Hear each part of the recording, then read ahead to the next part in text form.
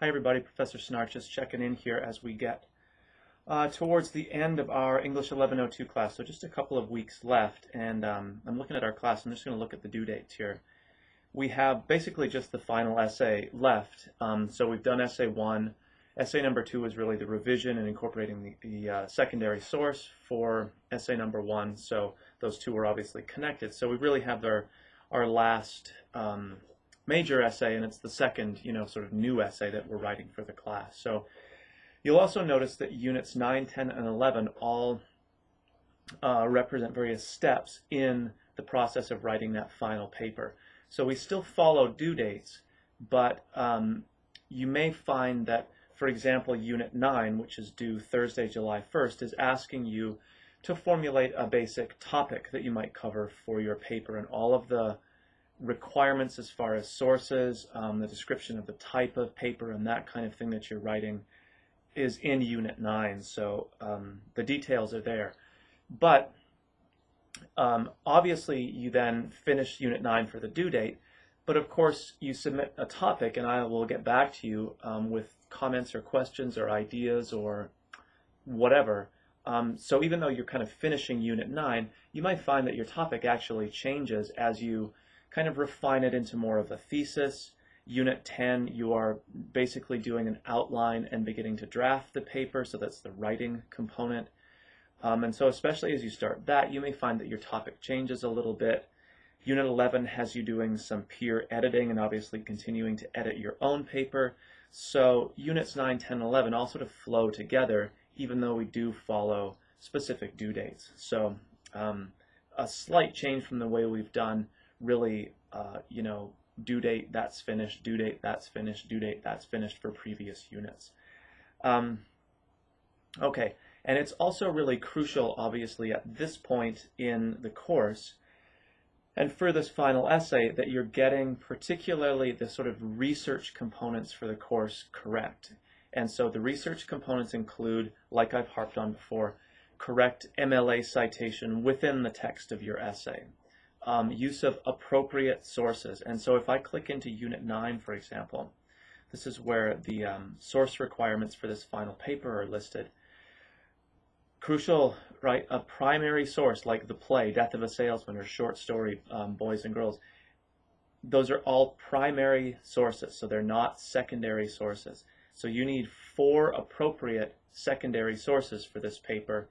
At least one must be a book, which means that you're probably just going to go to the COD library catalog, or if you have a different library close to you, and type in, do a subject search for, if you're writing on Death of a Salesman, you type in, even Death of a Salesman will work, but you can just type in Miller, Arthur. And so what you'll get is information or books not by Arthur Miller, but about Arthur Miller, and probably about Death of a Salesman, probably his most famous play. So you're not just using your sociology textbook and giving me some quote about American culture in the 1940s or whatever it might be. You're finding a book that is a specific discussion of the primary text that you're covering in your paper. Same thing with the database sources, which is you have to have at least one database source, and then the remaining 2 of the 4, pardon me, can be either other books of the same type that first one was, or for most people I think it's just going to be more database sources. But again, always specific discussions of the primary texts, not just discussions of general ideas or, definitions of success or whatever that might be.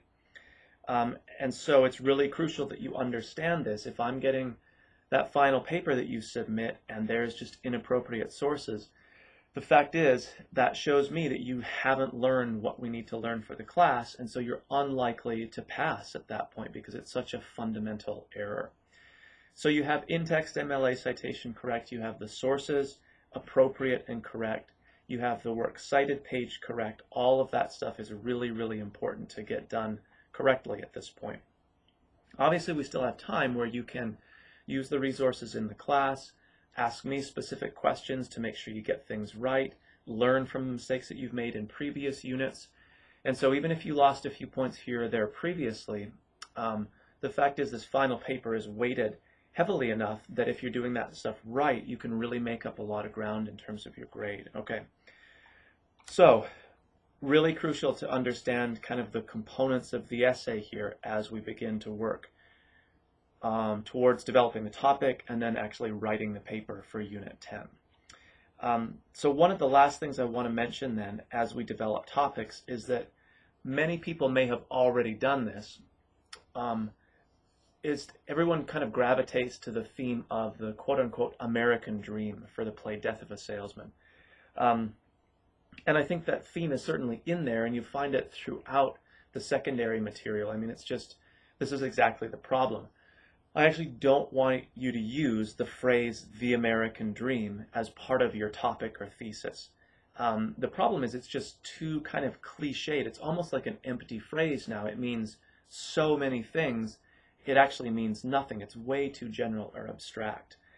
And so what I'm going to challenge you to do is, if you've already used the term the American dream or have been thinking along those lines, just take that phrase out and see if you can't put something much more concrete and substantial in place. So when you say Willy Loman pursues the American dream, what exactly is he pursuing? Is the problem his idea of what success is, and then you can talk about what that means?